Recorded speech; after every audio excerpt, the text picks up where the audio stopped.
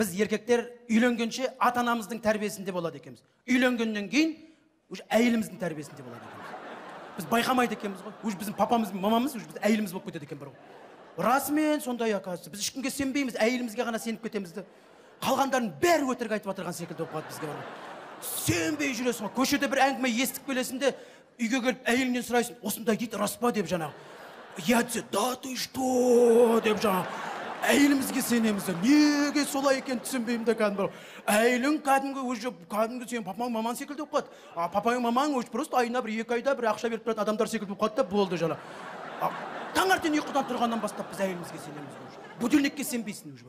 Будильник ерте шырылдап отырған секілді бар. Әйелің таңертең тұрғаннан бастап айтқан, сон баласы секілдісін үйде жүрген бар. Тұр, жұмыстан қаласың. Тұр енді жұмыстан қаласың дейді. Бүкіл әйелдердің способтары бар ғой. Сағат 7-де оятып атады, бірақ біз 9 болды дейді. Атып тұрасың бар ғой. Тұр баламыз да көзіміз былчық дейді. Оқалап тұрасың. Әйелің айтады да, бетің жусайшы бар, мен жұмыстан қаласың ғой дейді. Мә, бет жуу керек екен ғой деп кәдімгі бар. Бала секілсің, бірақ білмейсің, бірақ оны бар ғой. Бар беті қолың жуып, бүйтіп айнаға қарап, бүйтіп тұрсаң, неғып тұрсың енді бар киіміңді шеш дейді. Мә, киім бар екен ғой мен деп жаңа. Кәдімгі садикке дайындап қойған киімдер секілді бар ғой. Солардың қатарында сенің киімің тұрады жаңа. Деп жаңа. Ну енді, смотри, кімнің әйелі қандай енді? Біреулер дайындап қояды, біреулер дайындамайды. Кейбір әйелдер бар, өз әйелдер бір жаққа шықса, жаңа киім іздеп жүреді. Еркектер бір жаққа шықса, таза киім іздеп жүреді. Не бар өзі таза адам деп жаңа. Әр әйеліне байланысты енді. Киініп алып жаңағы айнаның алдында галстук байлап тұрасың ғой. Әйелің келіп айтады, тамағың ше жұмыстан қалдың ғой, не істеп тұрсың дейді. Мә, тамақ бар екен ғой бізде деп жаңа. Бір кәдімгі ресторанға отырғандай бір асықпай тамақ ішіп отырасың. Әйелің айтады да, кетшешен жұмыстан қаласың ғой дейді. Тез ішіп аласың да, Аллах көрсе жұмысқа фу кетіп шығып кетесің.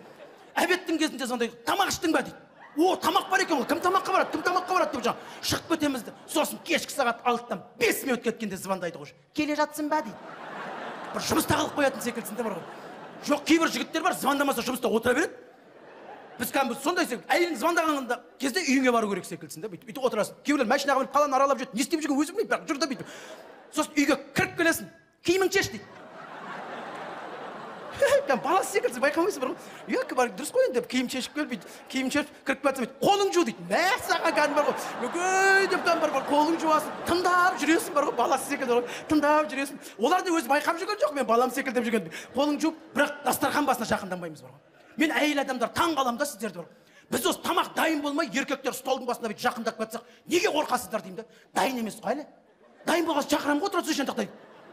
Сіздермен сөйлескіміз келеді да, ішіміздегі айтқымыз келеді. Сіздер кәм, ана жаққа бар, сосын шақырамын дейсіздер. Как будто бір тамақтың рецептін біліп қоятындай бар ғой.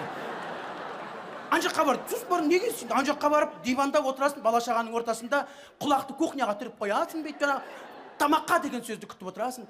Бір кезде тамаққа дейді, тамаққа деп бәріміз жүгіреміз осы. Бала шаға бәріміз келіп, тамақ ішіп, әңгіме айтып, офо деп отырсаң, әйелің айтады, болдың ба дейді. Біз даже болғанымызды да білмейді екенбіз бар ғой. Болған секілдіміз, болдым дейді. Бар енді барып ана жаққа телевизорында қара дейді. Кәдімгі бала секілдісі бар ғой. Бүйтіп арасында бүйтіп сұрағым келіп тұрады, ойнап келуге бола ма деп бар ғой кәдімгі.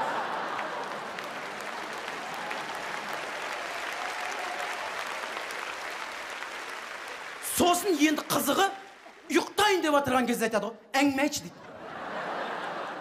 Бана дастархан басында сол айту үшін бардықты қуып жібереді. Ұйықтайын деп отырған адамда қандай әңгіме болады? Әңгіме жоқ дейсің. Сен вообще соңғы кезде өзгеріп баратсың вообще. Сен вообще ондай емессің, сен бұрынғыдай емессің. Бұрын сен вообще әңгімең айтып, сөйтіп сен соңғы кезде вообще квартираны сиясың, келесің, кетесің болды. Мен осы бала маған керек деп сол ренжімесін деп өтірік бірдеңені құрастырып, әйтеуір бүйтіп сөйтіп жатып ұйықтап кетеміз. Оны сіздер де байқамайды екенсіздер, оны біз де байқамаймыз. Өйткені бұл өмір, осы өмірде жұбымыз жазылмай, мерекеден мерекеге аман есен жетейік.